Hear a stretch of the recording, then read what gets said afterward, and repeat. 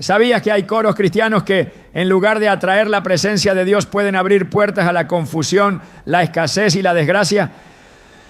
No todos los cánticos que se entonan en nombre de Dios están alineados con su verdad. En Proverbios 18:21 leemos: la muerte y la vida están en poder de la lengua, y el que la ama comerá de sus frutos. Esta escritura nos revela una verdad profunda. Lo que declaramos con nuestra boca tiene consecuencias espirituales reales. Hoy veremos cómo ciertas letras, aunque envueltas en melodías devocionales, contradicen la palabra y refuerzan declaraciones de derrota, pobreza y maldición. Te mostraremos cómo identificar estos coros, por qué son peligrosos y qué dice la Biblia sobre el poder de la adoración verdadera. Hay coros que suenan espirituales, pero están vacíos de verdad. ¿Estás listo para entender lo que Dios tiene reservado para ti a través de una adoración limpia y poderosa? Muchas personas no se imaginan que un coro cristiano repetido domingo tras domingo pueda estar sembrando palabras contrarias a la voluntad de Dios en sus vidas. A lo largo de los años hemos creído que mientras el canto mencione a Dios, todo está bien. Pero ¿qué pasaría si te dijera que hay alabanzas que, lejos de atraer la presencia divina, están edificando fortalezas de miseria, ruina y confusión en el alma? Lo que sale de nuestra boca tiene poder, y la adoración no es una excepción. En realidad, es uno de los actos más espiritualmente significativos que podemos realizar. Por eso el enemigo ha sido tan intencional en infiltrar mensajes disfrazados de piedad, usando coros emocionalmente atractivos, pero teológicamente errados. No se trata de gustos musicales ni de estilos litúrgicos. Estamos hablando de una guerra espiritual silenciosa, una batalla por lo que declaramos, por lo que creemos y por lo que le damos permiso a operar en nuestra vida. Desde el principio, Dios diseñó la adoración como un acto santo, puro, orientado a exaltar su gloria y a establecer su gobierno en la tierra. Por eso Satanás, siendo originalmente un querubín protector, encargado de liderar la alabanza en el cielo, no toleró que esa gloria no fuera para él. Su caída, narrada simbólicamente en Isaías 14:13-14, fue producto de su deseo de desviar la adoración que solo le corresponde a Dios. Subiré al cielo, en lo alto, junto a las estrellas de Dios, levantaré mi trono, seré semejante al Altísimo, dijo.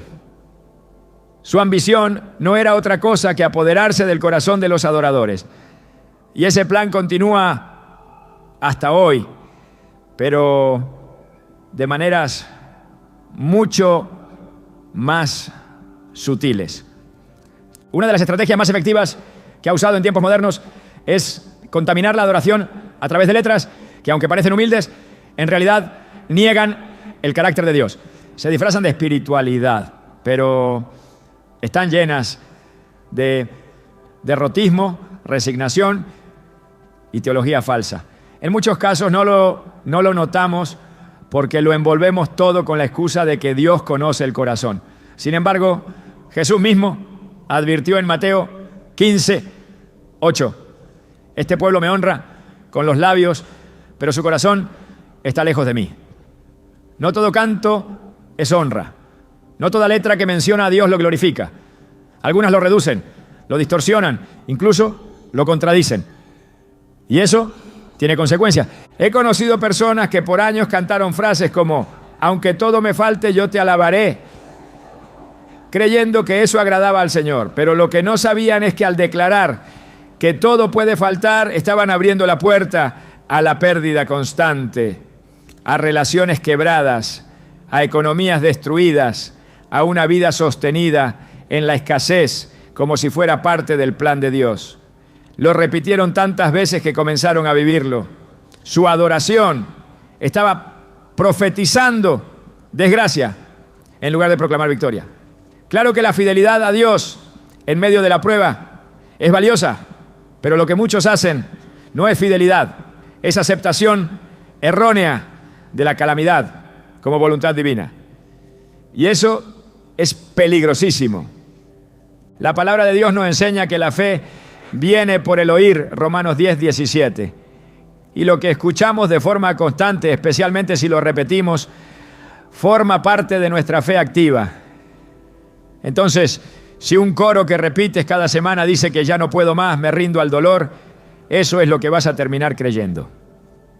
Sin darte cuenta, estarás usando la adoración para validar una identidad que Dios nunca te dio, la del quebrantado sin esperanza, la del esclavo resignado.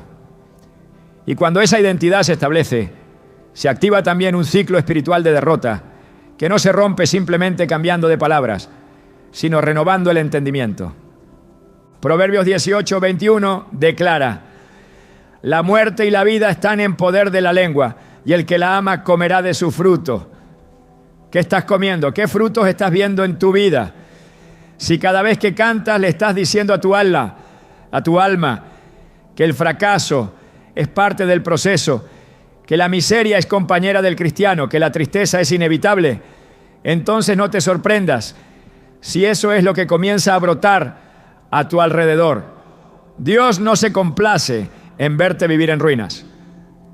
Jesús dijo en Juan 10:10, el ladrón no viene sino para hurtar, matar y destruir. Yo he venido para que tengan vida y para que la tengan en abundancia. Pero si tu canto exalta la pérdida más que la promesa, estás permitiendo que el ladrón tenga voz en tu adoración. Recuerdo la historia de una mujer que servía fielmente en su iglesia. Todos los domingos dirigía la alabanza con una voz hermosa y un corazón dispuesto. Sin embargo, su vida estaba marcada por una constante cadena de pérdidas. Trabajos que no duraban, relaciones que se rompían sin explicación, enfermedades que venían una tras otra. Un día, durante una oración de liberación, el Señor reveló algo que ella jamás había considerado.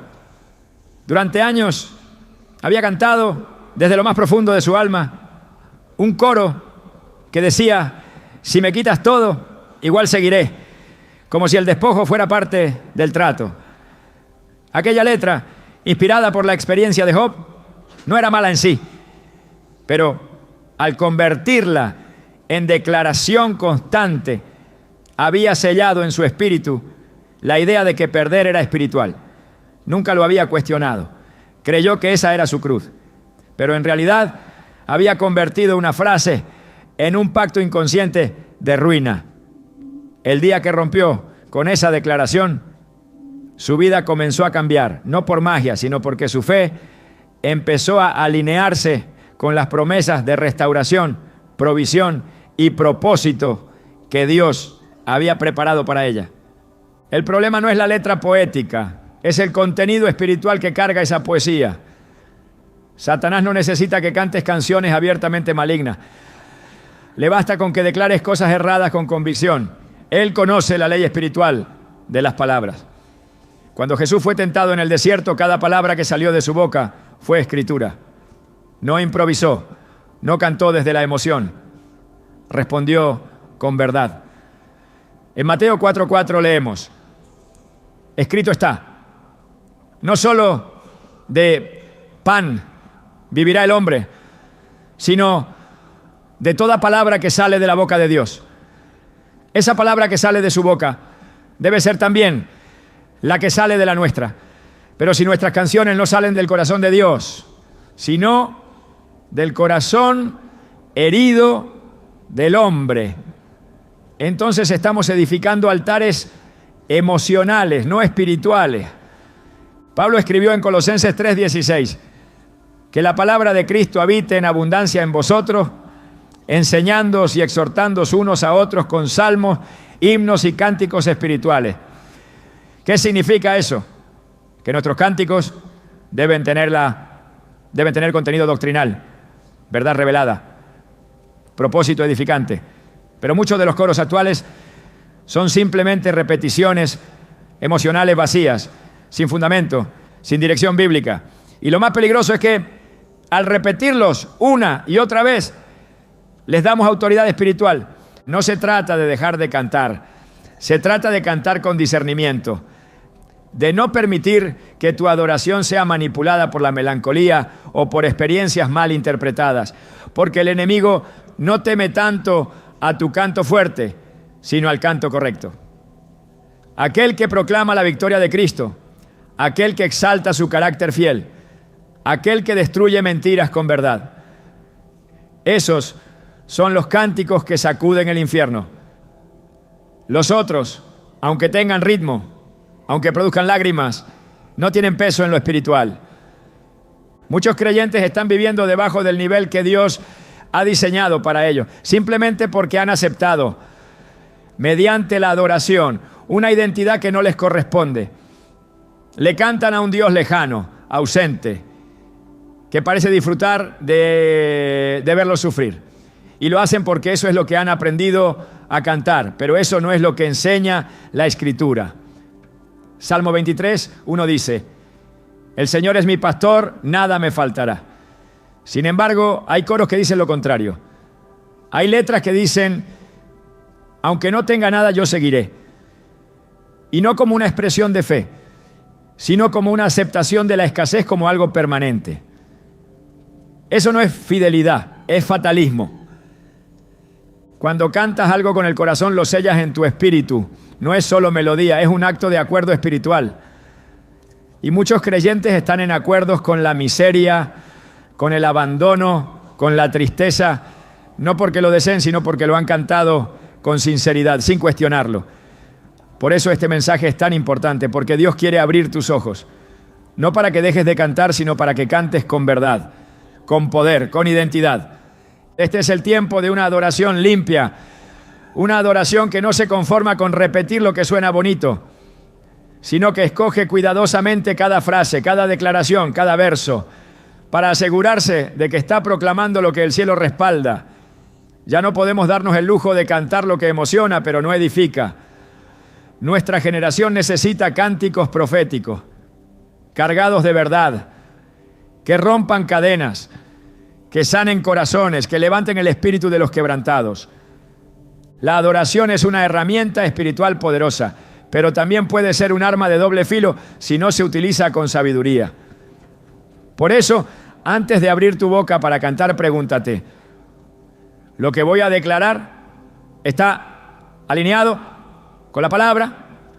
¿Está fortaleciendo mi fe o reforzando una mentira? ¿Está glorificando a Dios o alimentando mi dolor? Porque no todo lo que suena piadoso lo es. A veces lo que parece rendición, en realidad es desesperanza. Y Dios no habita en la desesperanza.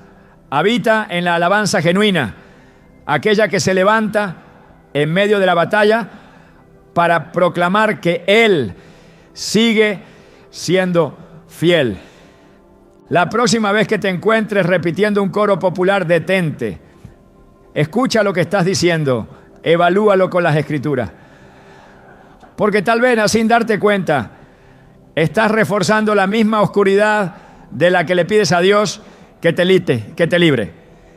Y si eso es así, no es tiempo de silencio, es tiempo de corrección, de purificar nuestra alabanza, de tomar de nuevo el control espiritual de lo que proclamamos. Porque tu voz tiene poder, tus canciones tienen poder, y tu adoración puede ser el puente a tu victoria o la cadena que refuerza tu prisión. ¿Estás listo para cantar con entendimiento y verdad? Porque el cielo está atento y también el infierno. La segunda gran verdad que debemos enfrentar cuando hablamos de los coros cristianos que atraen ruina, pobreza y confusión espiritual es que no estamos lidiando solo con melodías, sino con declaraciones, con palabras cargadas de poder, pronunciadas por bocas sinceras, pero muchas veces mal dirigidas. La Escritura es clara y no deja espacio a dudas. Lo que sale de nuestra boca tiene el poder de edificar o destruir. En Proverbios 18:21 leemos: la muerte y la vida están en poder de la lengua, y el que la ama comerá de sus frutos. Esta no es una metáfora decorativa, es una advertencia directa del cielo. Cada vez que cantamos, profetizamos.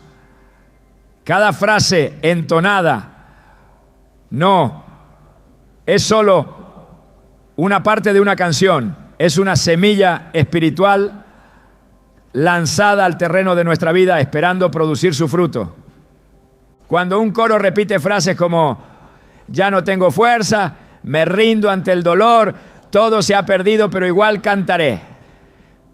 Esas palabras no quedan suspendidas en el aire, se convierten en decretos, en afirmaciones espirituales que si no están respaldadas por la verdad de la palabra de Dios, dan legalidad a la mentira, abren puertas al desánimo, al desgaste emocional, a la ruina en lo invisible.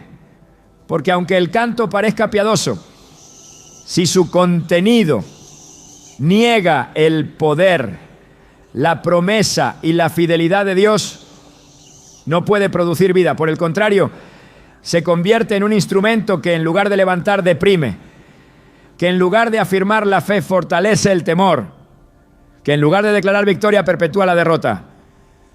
Jesús mismo dijo en Mateo 12, 36 a 37, mas yo os digo que de toda palabra ociosa que hablen los hombres, de ella darán cuenta en el día del juicio, porque por tus palabras serás justificado y por tus palabras serás condenado.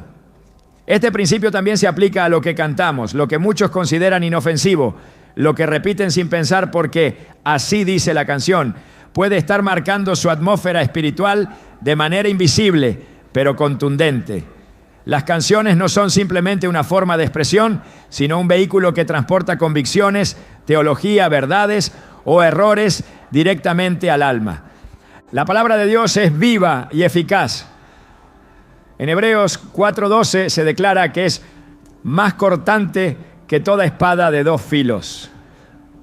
Cuando esa palabra es cantada, se activa como una espada profética, penetrando corazones, abriendo caminos, desatando promesas. Pero cuando las palabras entonadas no vienen de la palabra, sino de la emoción, de la frustración o del dolor sin redención, esa espada se vuelve en contra.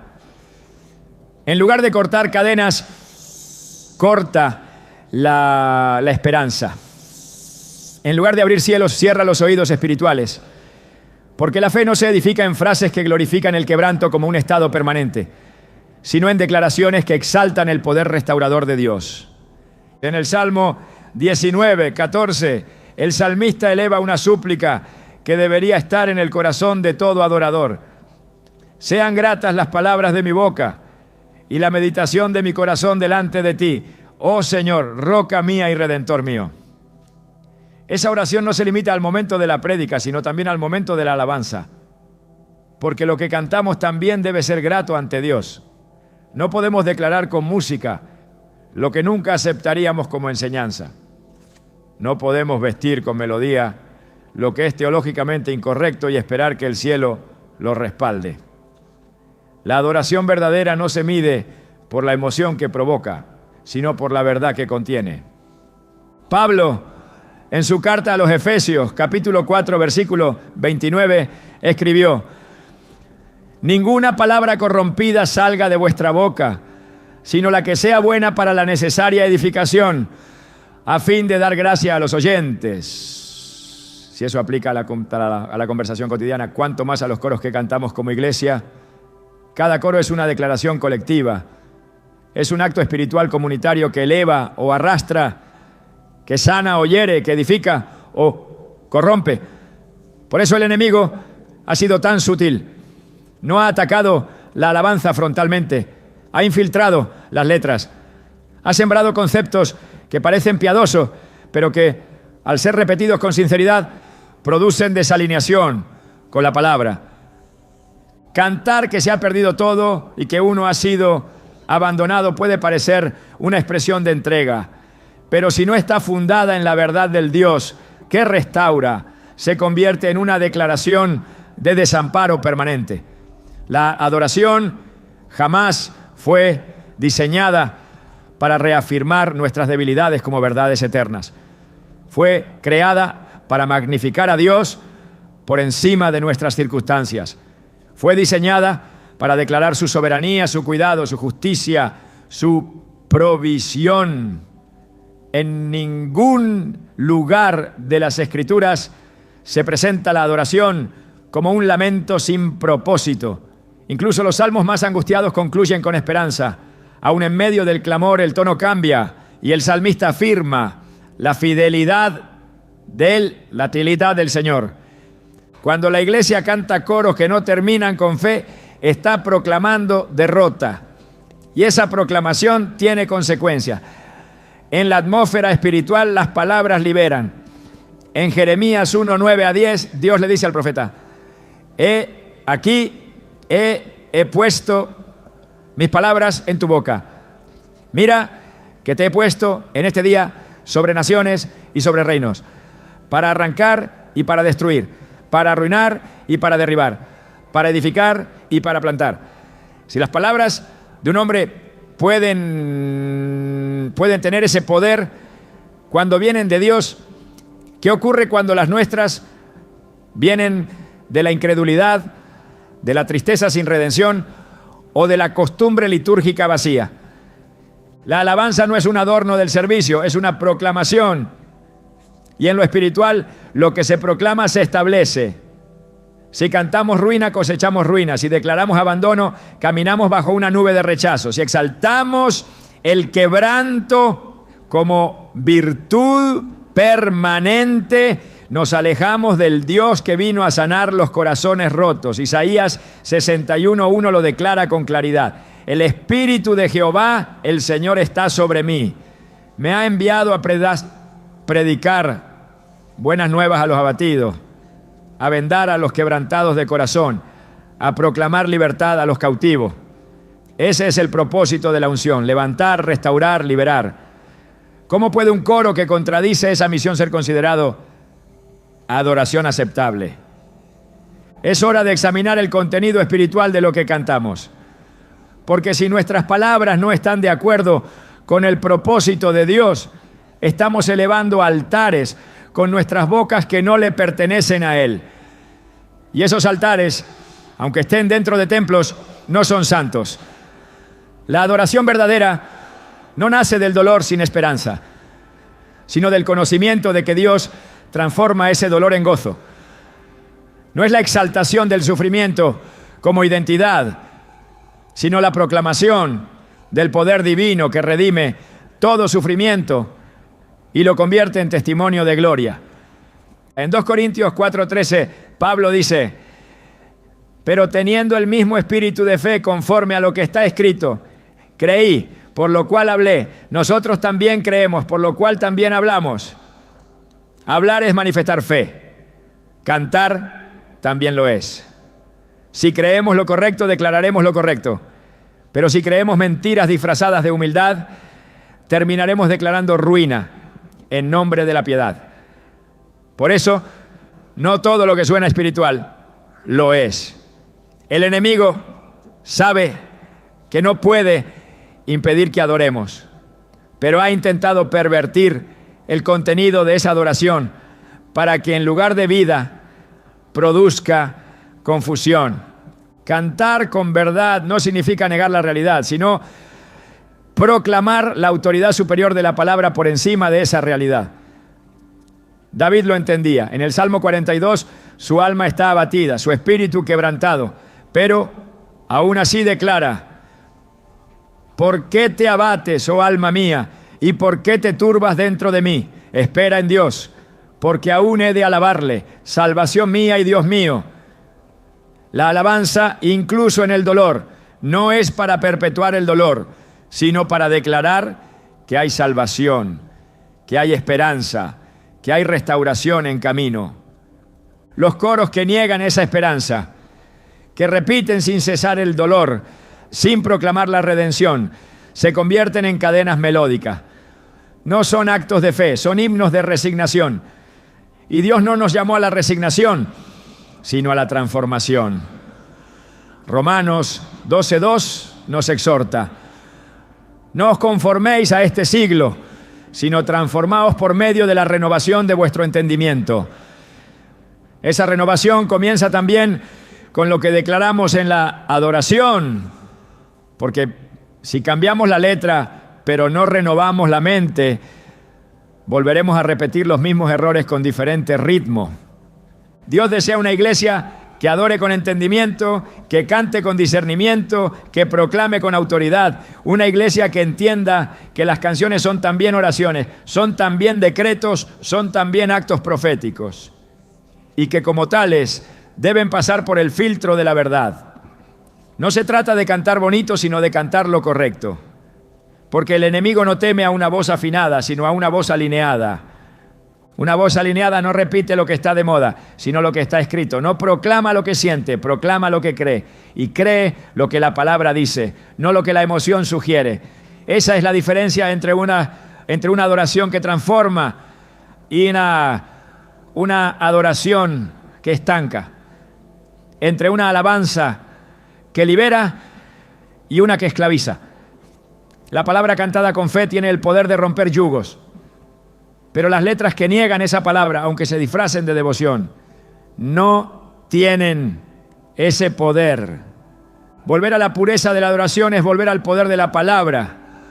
Es entender que lo que declaramos con nuestra boca, especialmente en la alabanza, establece un ambiente espiritual. Y ese ambiente puede ser cielo o puede ser desierto. Puede ser victoria o puede ser ruina. Todo depende del contenido, del origen, de la verdad detrás de la melodía.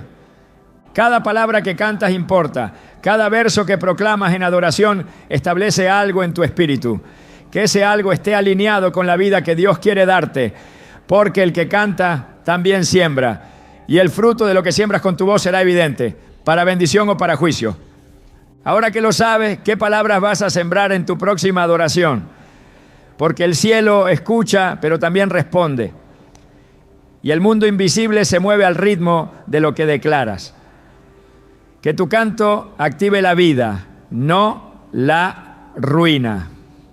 Que tus labios proclamen victoria, no derrota. Porque Dios no diseñó tu voz para repetir miseria, sino para anunciar su gloria. Hay coros que no solo comunican ideas erradas, sino que se han convertido en una exaltación continua del sufrimiento humano sin redención. Canciones que no levantan el espíritu, sino que lo hunden más en la desesperanza.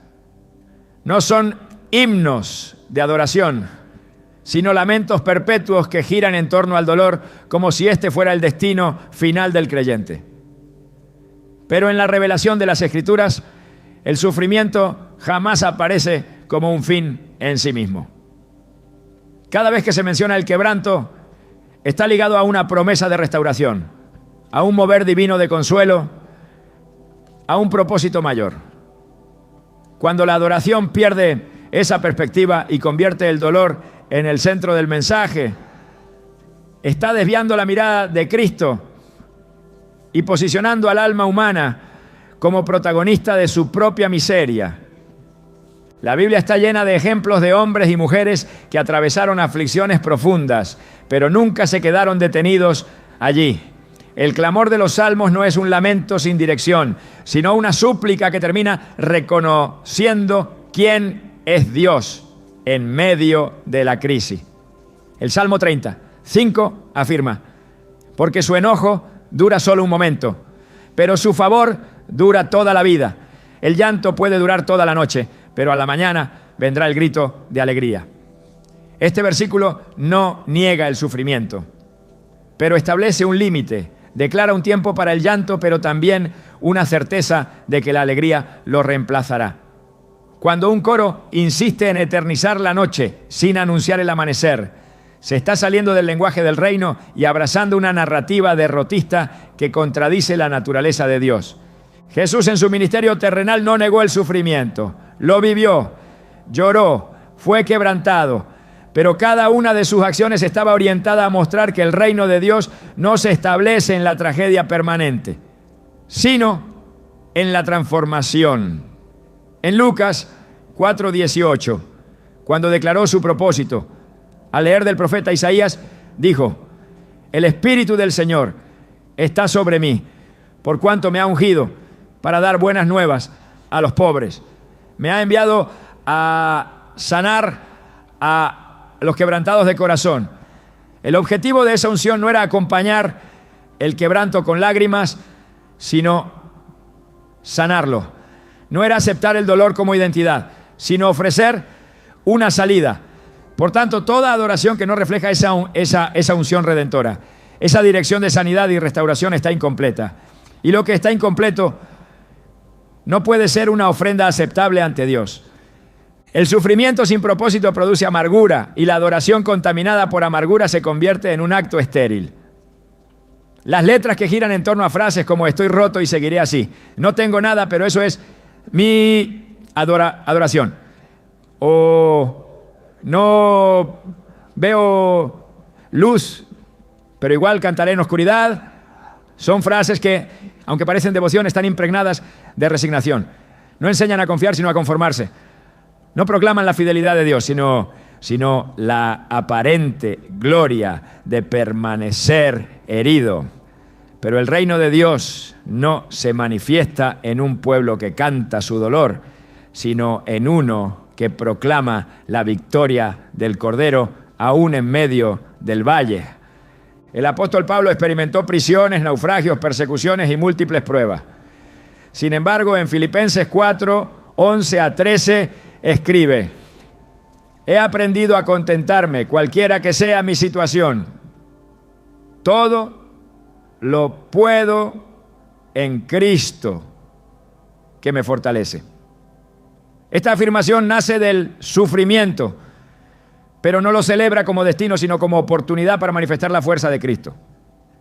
La alabanza verdadera no consiste en describir detalladamente la aflicción, sino en declarar el poder de Dios que opera en medio de ella. Los coros que detienen la mirada en el dolor sin señalar la promesa no están guiando a la presencia de Dios. Están atrapando al alma en una cárcel emocional adornada con música. Los creyentes necesitan entender que cantar no es solo una expresión de estado emocional, sino una herramienta espiritual que da forma a lo que se cree. Si una congregación entona por años canciones que elevan el quebranto como forma de espiritualidad, esa congregación estará formada por personas que no esperan restauración, sino que han normalizado la tristeza como identidad. Pero la identidad del Hijo de Dios está sellada por la adopción, por la gracia, por la esperanza viva. En el 1 Pedro 1:3 se afirma: bendito el Dios y Padre de nuestro Señor Jesucristo, que según su gran misericordia nos hizo renacer para una esperanza viva por la resurrección de Jesucristo de los muertos. La esperanza viva no canta como quien ha sido derrotado, sino como quien, aún golpeado, sabe que su redención está cerca. La alabanza centrada en el sufrimiento no redime, solo repite. No eleva al espíritu, lo deja inmóvil en una constante repetición de heridas. Las Escrituras muestran que el clamor tiene poder, pero también muestran que el clamor sin fe es solo ruido. En Hebreos 11:6 se dice: pero sin fe es imposible agradar a Dios, porque es necesario que el que se acerca a Dios crea que le hay. Si se canta desde la herida, pero sin fe en la sanidad, se está acercando a Dios con labios, pero no con corazón creyente. El canto puede ser emocionalmente impactante, pero espiritualmente estéril. No edifica, no transforma, no libera.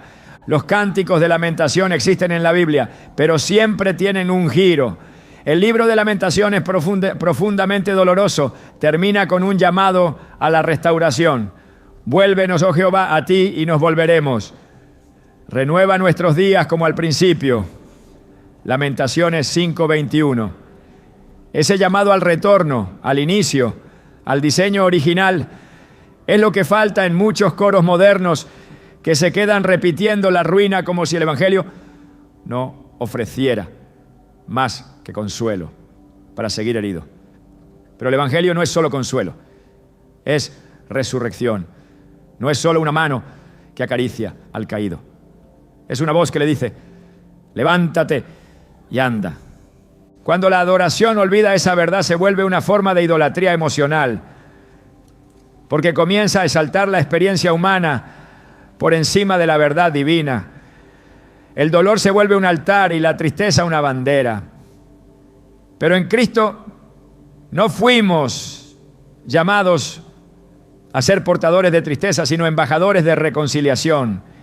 En 2 Corintios 5:20 se declara, así que somos embajadores en nombre de Cristo, como si Dios rogase por medio de nosotros.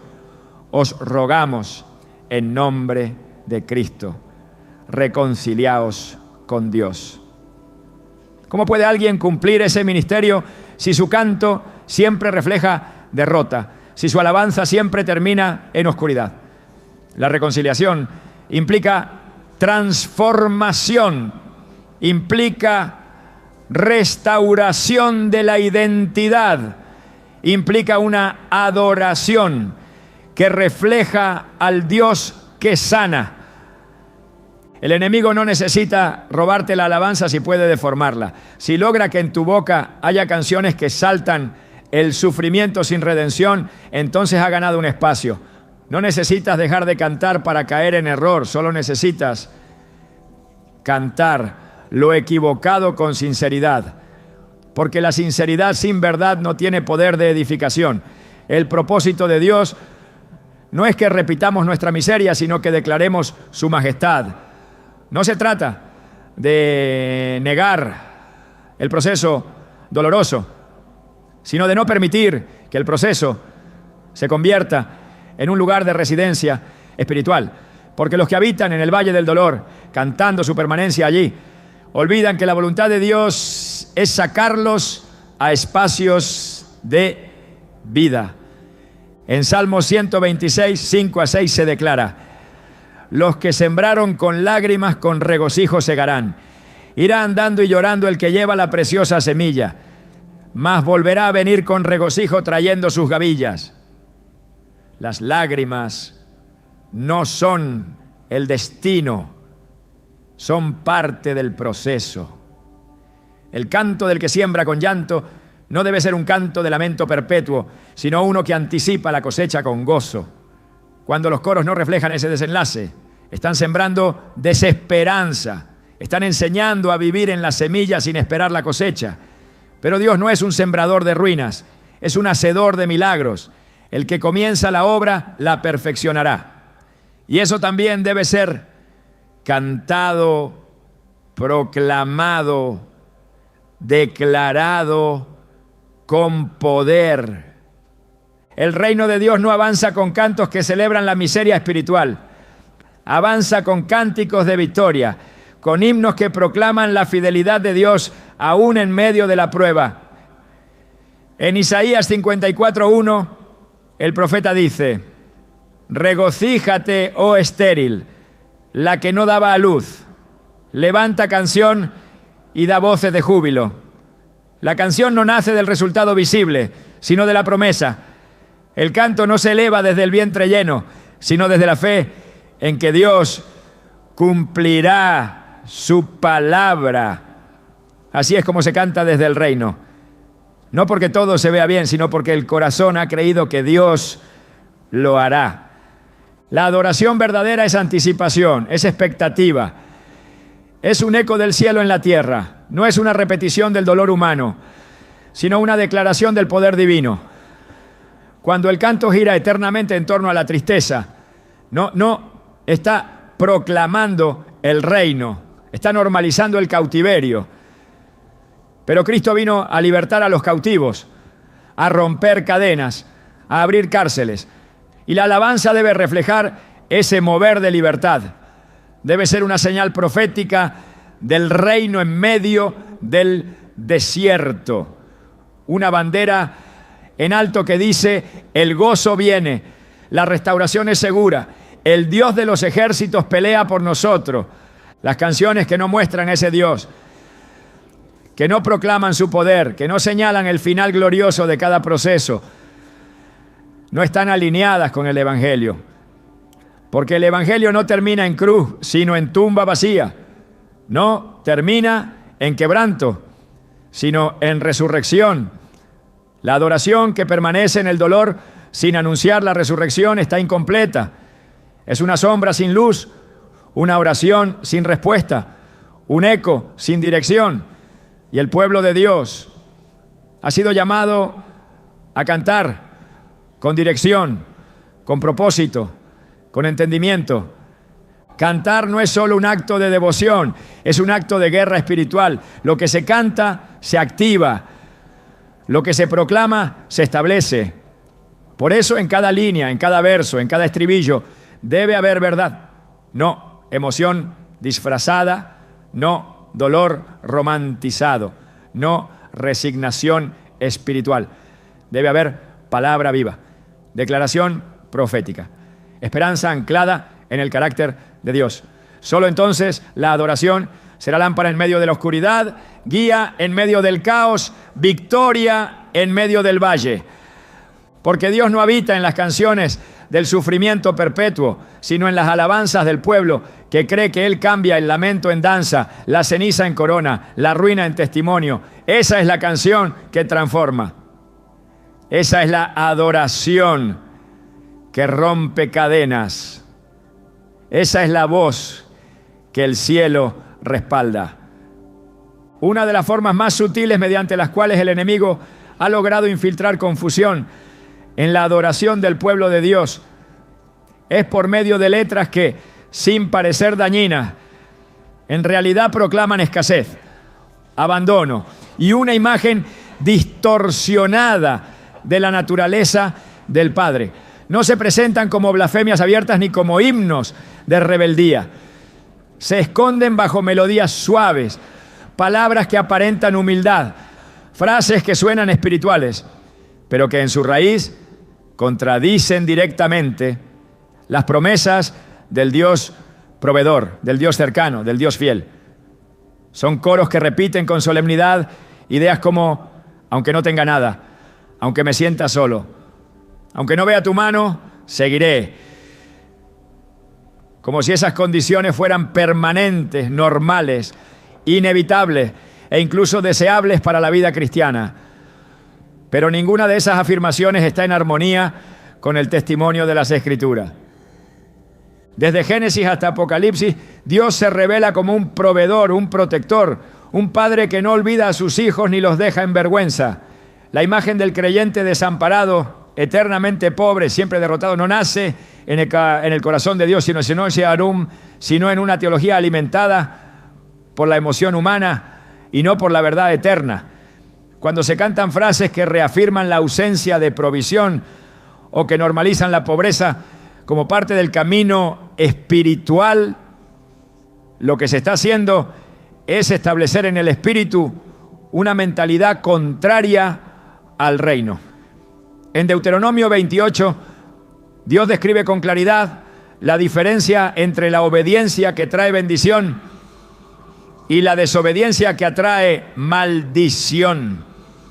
En el versículo 11 declara: y te hará Jehová sobreabundar en bienes. ¿Cómo puede entonces una canción que glorifica la carencia representar correctamente a ese Dios? El Señor es Jehová Jireh, el Dios que provee. Así lo revela Génesis 22:14. Cuando Abraham reconoce que en el monte de la prueba el Señor no lo abandonó, sino que proveyó. Esa revelación se convierte en uno de los nombres eternos de Dios. No es un acto aislado, es un atributo. Y cuando el pueblo de Dios canta lo contrario, cuando entona versos que, en lugar de declarar provisión, exaltan la carencia como una marca espiritual, está negando una verdad fundamental del carácter divino. No se trata de rechazar la humildad ni de promover una fe basada en el materialismo. Se trata de reconocer que la pobreza perpetua, el desamparo emocional o espiritual constante y la sensación de abandono no son banderas de piedad, sino mentiras que impiden al creyente experimentar la plenitud que el Padre ya ha destinado para él. Jesús lo dejó claro en Mateo 6:26. Mirad las aves del cielo, que no siembran, ni ciegan, ni recogen en graneros, y sin embargo, vuestro Padre Celestial las alimenta. ¿No valéis vosotros mucho más que ellas? Este pasaje no es solo una declaración poética, es una afirmación espiritual que derriba cualquier argumento de abandono. El creyente no está llamado a vivir como huérfano, no canta desde el vacío, canta desde la filiación. El cristiano no canta para mendigar el amor de Dios, canta porque ya ha sido amado, escogido, sostenido. Por eso, cuando se entonan coros que repiten ideas como aunque no sienta tu presencia o aunque no escuches mi clamor, se está proclamando una separación que la cruz ya anuló. La obra de Cristo en la cruz no solo reconcilia al hombre con Dios, sino que lo posiciona como heredero. Romanos 8:17 declara: y si hijos, también herederos, herederos de Dios y coherederos con Cristo. Este estatus espiritual no es simbólico, tiene implicaciones reales. El heredero no vive como un mendigo. El coheredero no canta ruina como si fuera su lenguaje nativo. La alabanza del Hijo debe reflejar el corazón del Padre. Por tanto, cuando una generación entera canta con convicción frases que evocan la escasez, la distancia divina y la falta de dirección, no está adorando en espíritu y en verdad. Está reforzando una narrativa que no viene del trono celestial, sino de una visión empobrecida de la fe. Los salmos, considerados la base de la adoración bíblica, ofrecen un ejemplo perfecto de cómo se debe expresar el dolor o la necesidad sin negar la naturaleza de Dios.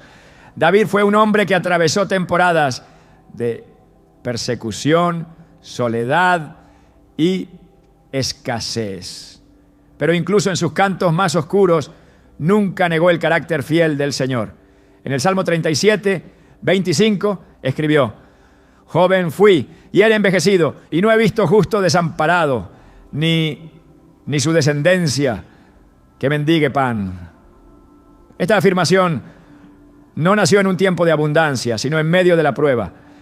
Sin embargo, fue una declaración de fe en el Dios que nunca olvida a los suyos. Hoy, muchos cantan lo contrario. Declaran abandono, proclaman soledad, se identifican con el desamparo como si fuera parte integral de su identidad espiritual. Pero eso no es adoración bíblica. Eso es una distorsión peligrosa. Hay una diferencia inmensa entre cantar desde la prueba y cantar como si la prueba fuera nuestro destino eterno. El creyente puede atravesar el valle de sombra, pero no vive en él. Puede pasar por desiertos, pero no debe construir allí su morada espiritual. Cuando una congregación canta repetidamente frases que refuerzan la idea de un Dios que no provee, que no escucha, que está distante, está proclamando algo que no solo es erróneo, sino que cierra la puerta a la fe viva que atrae la intervención divina. Porque el Espíritu Santo se mueve donde hay verdad, donde hay fe, donde hay una atmósfera que reconoce su naturaleza. Y Él no habita en letras que constantemente lo retratan como ausente, duro o indiferente. La repetición de esas ideas, incluso con buena intención, tiene consecuencias. En lo invisible, cada declaración es una siembra. Y como enseña Gálatas 6:7, todo lo que el hombre sembrare, eso también segará. Si se siembra pobreza con palabras, se cosecha pobreza en el alma. Si se proclama abandono, se cultiva una identidad huérfana. Si se canta que Dios no escucha, se entrena al corazón a dejar de esperar su respuesta. La alabanza debería ser un campo fértil donde se siembran verdades que activan el cielo. Pero si lo que se siembra son mentiras disfrazadas de espiritualidad, el fruto será desánimo, confusión y una percepción incorrecta de Dios. En el Evangelio de Lucas 12:32 Jesús dice: no temáis, manada pequeña, porque a vuestro Padre le ha placido daros el reino. No se trata de pedir lo que no se ha ofrecido. El reino ya ha sido dado. Pero si las canciones insisten en declarar que no se tiene, que no se ve, que no se siente, se está entrenando al alma para vivir como si la herencia fuera una promesa lejana y no una realidad presente. La alabanza debe alinearse con esa verdad. No repetir frases que contradicen lo que el Padre ya ha entregado. En el tabernáculo de David la alabanza era constante. Día y noche los levitas adoraban con instrumentos y cantos. Esa adoración no era una repetición de miseria, era una proclamación del reino. Era una atmósfera que recordaba a todo el pueblo quién era su Dios. Y esa atmósfera transformaba. La presencia de Dios se manifestaba porque la adoración era dirigida por una comprensión correcta del carácter divino. Hoy la iglesia a veces ha sido llamada a caminar bajo un pacto mejor, con promesas superiores, con acceso directo a la presencia del Padre. Por tanto, no se puede justificar una adoración que proclama escasez permanente, como si la cruz no hubiese sido suficiente para romper el ciclo de la miseria espiritual. El poder de la alabanza no radica solo en la melodía, sino en el contenido, en lo que se proclama, en lo que se establece.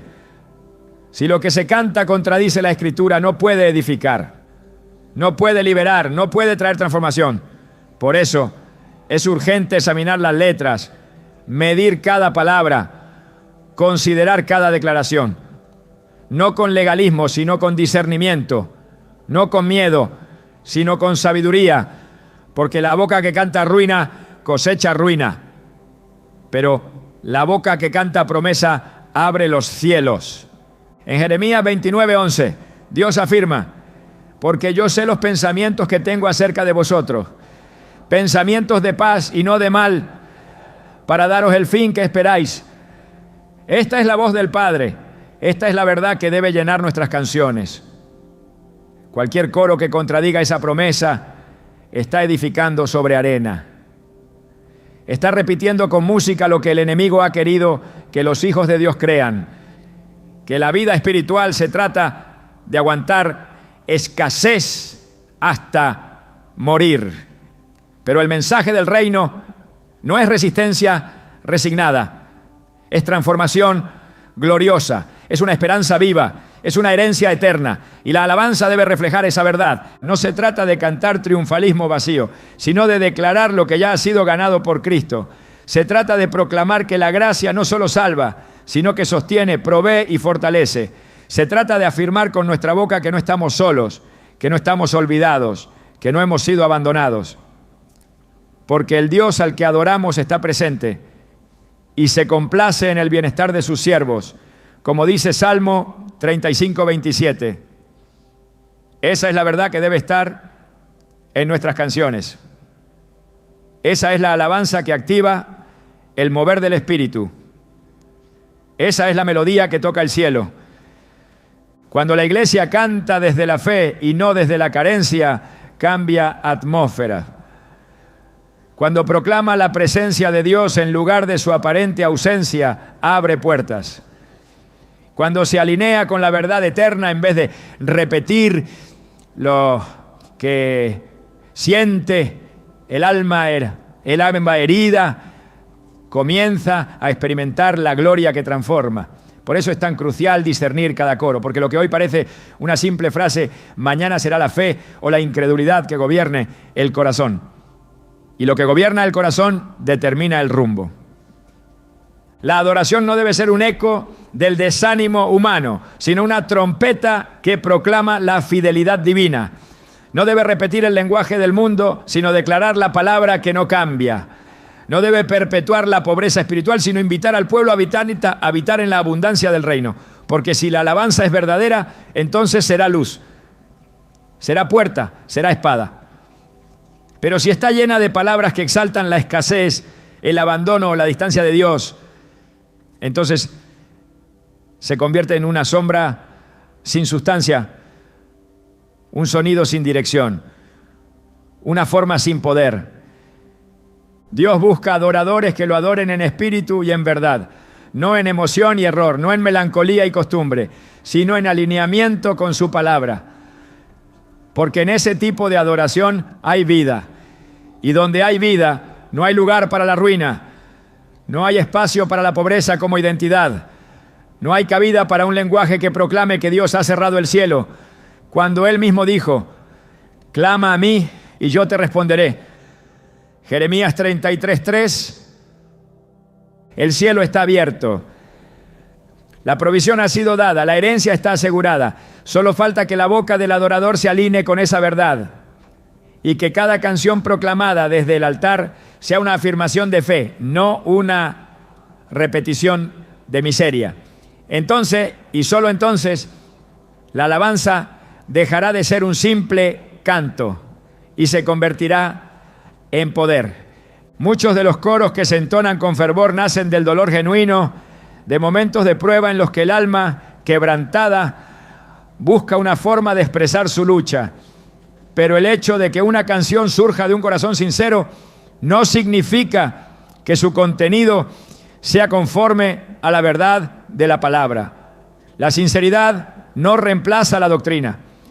Y cantar con emoción no convierte una declaración errónea en una proclamación santa.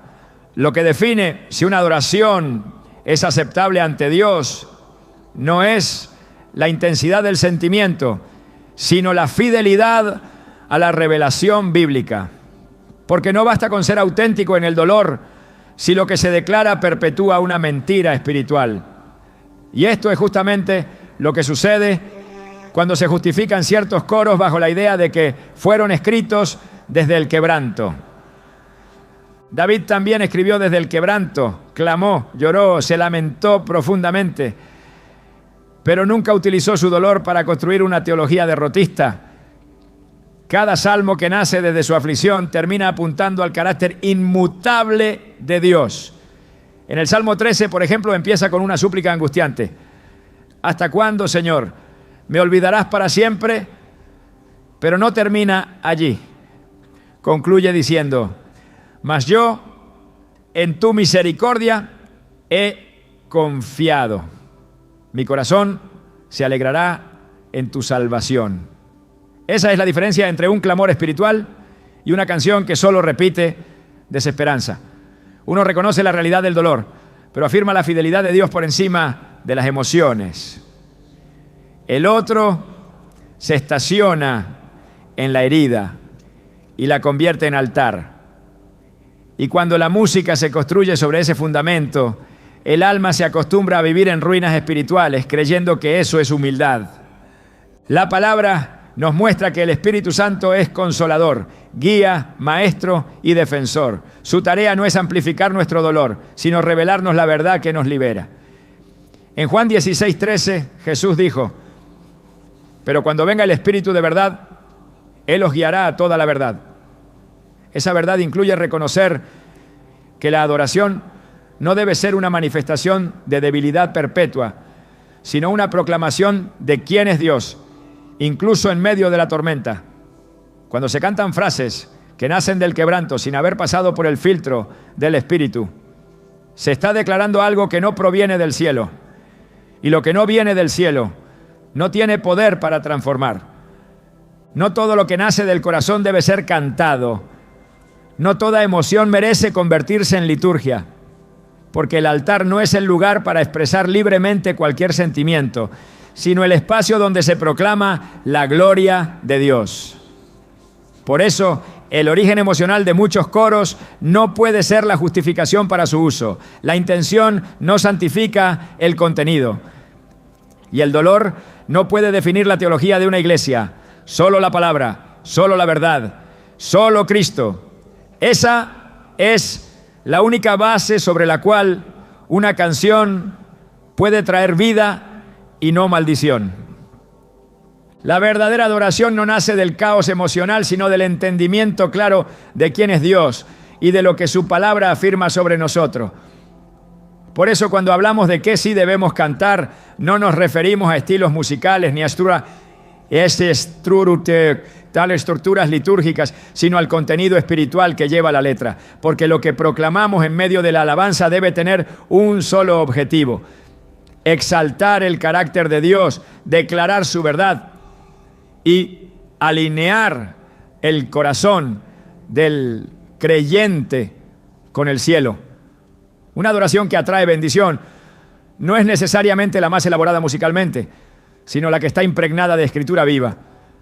Porque cuando una letra refleja lo que Dios ha dicho, se activa en el mundo espiritual una atmósfera que no solo conmueve, sino que transforma. El Salmo 22:3 afirma que Dios habita en medio de las alabanzas de su pueblo. Esto no significa que Él simplemente se acerca cuando se canta, sino que su presencia se establece cuando lo que se entona está alineado con su naturaleza. No cualquier canto puede cargar esa promesa. Solo aquellos que reflejan su santidad, su fidelidad, su poder y su redención. La alabanza eficaz no repite la situación, proclama la solución. No exalta la herida, exalta al sanador. No gira en torno a la debilidad humana, sino a la suficiencia de Cristo. En Hebreos 13:15 leemos: así que ofrezcamos siempre a Dios, por medio de Él, sacrificio de alabanza, es decir, fruto de labios que confiesan su nombre. Esa confesión no puede estar contaminada por la duda, ni por la visión terrenal. Debe ser una confesión que refleje fe, redención y propósito. Cuando la iglesia canta lo que el cielo ya ha dicho, el poder se manifiesta. No hay necesidad de manipular emociones. La atmósfera responde sola, porque el Espíritu Santo se mueve donde la verdad es proclamada con convicción. En Efesios 5:19, Pablo exhorta a hablar entre vosotros con salmos, con himnos y cánticos espirituales, cantando y alabando al Señor en vuestros corazones. Esto no es una sugerencia estética, es una instrucción espiritual. El corazón que canta lo que el Espíritu aprueba se convierte en canal de vida. Una iglesia que canta promesas activa cumplimiento. Un pueblo que proclama la victoria de Cristo vence la opresión. Una voz que entona lo que la palabra establece rompe yugos. Por eso los cánticos deben contener verdad eterna. Frases que proclamen la identidad del creyente como hijo redimido. Letras que afirmen la cercanía de Dios, que celebren su justicia, que exalten su gracia. La adoración verdadera no solo expresa devoción, sino que construye una realidad espiritual basada en el reino. Cuando lo que se canta edifica, entonces también se libera. Porque donde hay verdad, hay libertad. Y donde hay libertad, hay presencia. Esa es la clase de adoración que el cielo respalda. Esa es la canción que trae bendición. La adoración es mucho más que una expresión de fe, es una construcción espiritual que moldea atmósferas, forma pensamientos y define realidades. Cada coro que cantamos, cada palabra que entonamos desde el altar o desde lo íntimo de nuestro corazón, tiene el poder de edificar o desviar, de atraer el favor de Dios o de sellar ciclos de confusión. El verdadero peligro de los coros errados no radica únicamente en sus letras, sino en lo que silenciosamente impiden una adoración pura, poderosa y transformadora. Lo que dejamos de cantar por temor a confrontar errores puede estar retrasando visitaciones divinas, respuestas largamente esperadas y una activación más profunda del propósito individual y colectivo. Cuando no examinamos lo que proclamamos, entregamos el terreno de la alabanza al descuido. Y donde hay descuido, hay distorsión. La gran tragedia de muchos cristianos no es que hayan dejado de cantar, sino que han aprendido a convivir con canciones que Dios jamás inspiró.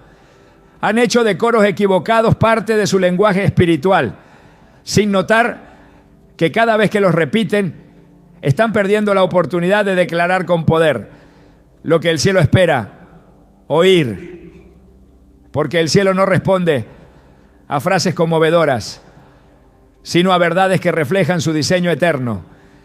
La atmósfera espiritual se abre con revelación, no con tradición.